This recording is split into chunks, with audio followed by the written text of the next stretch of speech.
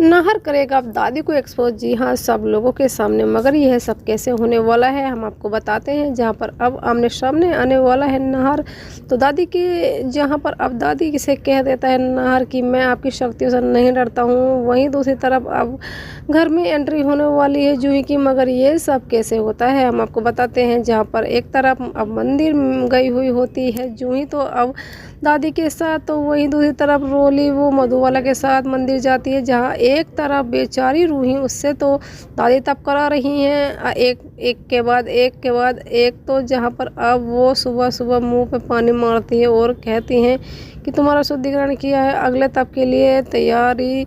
जहाँ पर अब वो कहती हैं कि तुम्हें जो अगर भीख मांगनी है लकड़ी की, और उसके बाद आने के बाद यहाँ पे उस लकड़ी को जलाना है और तुम्हें लोहे को पिघला के एक कड़ा बनाना है, और फिर उसके बाद उस कड़े को अपने लल्ला को पहनाना है। उसके बाद तुम्हारा लल्ला मुसीबतों से दूर हो जाएगा। जहाँ पर अब रूही ऐसा ही करती है, वो सुबह सुबह निकल जाती है अब लकड़ी ढूंढने के लिए। जहाँ पर अब वो जगह जगह लकड़ी मांगती फिर रही है, तो वहीं अब दूसरी तरफ एक जानबूझ के लल्ला को चूटी काट लेती है रोली, और लल्ला रोने लगता है। जहाँ पर अब नाहर लल्ला को हॉस्पिटल ले जाने लगता है। जहाँ पर अब लल्ला को जब हॉस्पिटल लेकर जा रहे होते हैं, तब नाहर की नज़र पड़ने वाली होती है अब रूही पे। तभी रोली गाड़ी की टायरिंग को मोड़ देती है, तो वहीं अब समर को फ़ोन करके बुला लेती है। और रोली जहाँ पर पहले से ही अब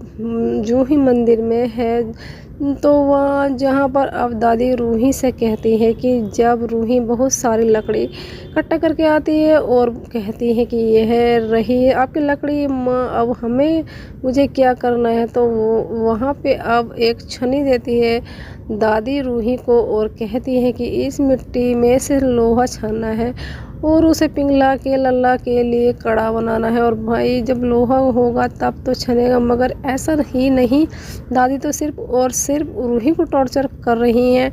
जहाँ पर अब आपको देखने को मिलने वाला है कि दादी तब करा रही हैं, और जहाँ पे अब दादी रूही से कहती है कि खुले आसमान में तुम्हें सोना होगा। जहाँ पर अब रूही सोने को तैयार हो जाती है, तो वही नाहर टेंट लगा देता है और कहता है कि यह भी तो खुले आसमान में ही है। जहाँ पे अब दादी गुस्सा करने वाली होती है कि तुम्हारी हमारी शक्तियों को आजमा रहे हो, तब का अपमान कर रहे हो। तो वहीं अब नाहर कह देता है मैं नहीं डरता दादी आपकी शक्तियों से।